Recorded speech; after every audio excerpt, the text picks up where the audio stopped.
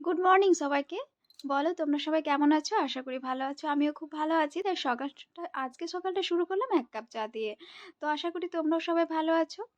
আর আমাদের এদিকে প্রচণ্ড ঠান্ডা পড়ে গেছে। তাই আজকে অনেকটাই সকাল, সকাল উঠে ফেলেছিলাম। সকাল, সকাল উঠে ভাবলাম ঘরটা একটু পরিষ্কার করে ফেলি। কারণ বাড়িতে সবাই বলে আমি নাকি আমার ঘরগুলো অগোছালো করে রাখি। সত্যি করে যারা বলে তারা কিন্তু ঠিক কথাই বলে। ঘর আমি একটু অগোছালো করেই রাখি। কারণ অনেক সময় পাই না তো। আর এমনিতেও আমার একটু আলসেমিটা বেশিই থাকে।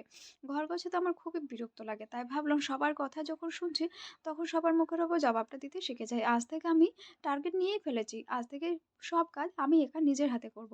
যতটা পারি ততটাই করব। তাই এদিকে আমি ঘরটা এদিকে গুছাতে লেগে গেলাম। এই রুমটাই আমার মা থাকেন। তো এই রুমটা গোছানোর পরে আমি আমার রুমটায় চলে গেলাম। ওটাতে গুছিয়ে নিয়ে আমার শুরু করলাম আজকের দিনটা। তো বলো তোমাদের ভিডিওটা দেখতে কেমন লাগছে? আর ডেইলি ব্লগ আমি শেয়ার করতে পারি না কারণ সময় অনেকটাই হাতে কম থাকে। তো ভাবলাম কিছু, কিছু ভিডিও তোমাদের সাথে শেয়ার করি। আসলে ভিডিও করতে খুব ভালো লাগে আমার। তো বলো তোমরা সবাই কেমন আছো? আর তোমাদের ওদিকে ঠান্ডা কেমন পড়েছে? মকর সংক্রান্তি তো চলেই গেল। তো তবু কিন্তু ঠান্ডাটা কমছে না। এদিকে আমার ঘর গোছানো প্রায় শেষ। এদিকে কিছুটা আমি আলমন্ড ভিজিয়ে রেখেছিলাম। এগুলোকে ভাবছিলাম পুডিং বানাবো। তো পুডিংটা পরে বানাবো। এদিকে বসে পড়েছি থালা নিয়ে মুড়ি খেতে। সকাল, সকাল মুড়ি খেতে খুব ভালো লাগে, তাও আবার চা দিয়ে। তারপর ছিল সাথে সিদ্ধ আলু।